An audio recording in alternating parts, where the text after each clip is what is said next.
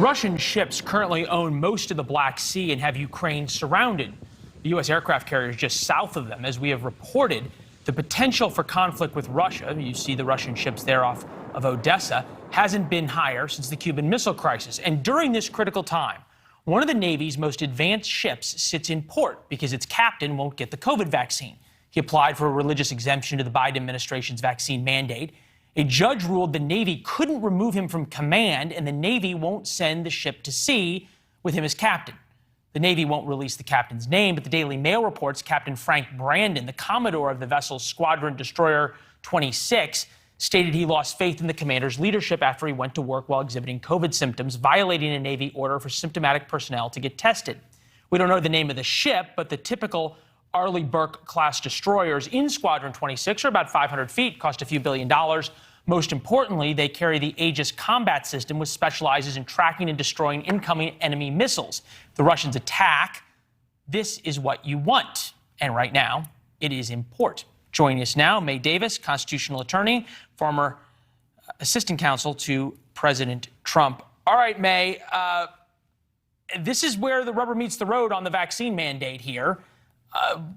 Does the Navy not have a right to say you can stay in the Navy, but we don't have to send you to sea? Well, that's the issue. And actually, the Supreme Court is going to maybe take up this issue here pretty soon from a case arising out of Texas. But there are two principles at issue here. So you've got, yes, military chain of command, and usually courts based on separation of powers like to stay out of that. But on the other hand, you've got religious freedom. You've got a 1993 law that the Supreme Court has called a super statute that protects people in their religious practice from even general, otherwise legal, neutral laws like a vaccine mandate. So the court has to assess whether or not it likes either principle.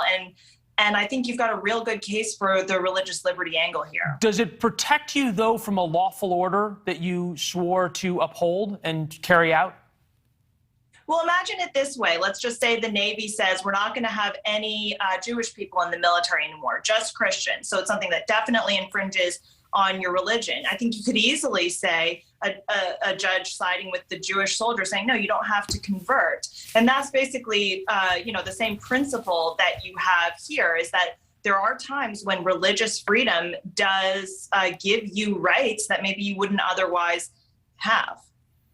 Yeah, I can't get around the concept, though, that as an officer in the Navy, I do solemnly swear that I will support, defend the Constitution of the United States against all enemies, foreign or domestic, and that I will bear true faith and allegiance to the same.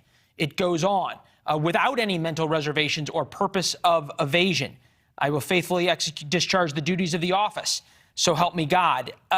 So help me God. Interesting that we're now doing a religious exemption. That aside, isn't there a level at which this commander should say the national security of the United States is more important? My ship must be combat ready.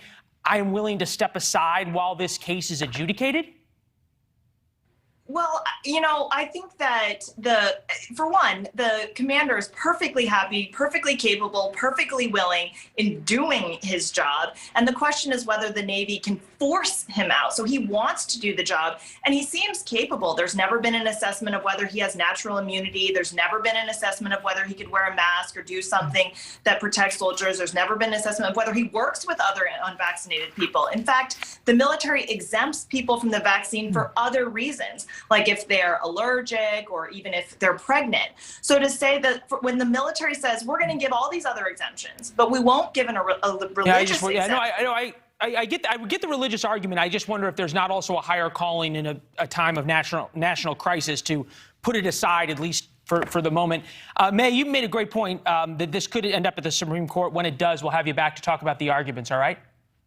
Sounds good. Good. Thank you very much.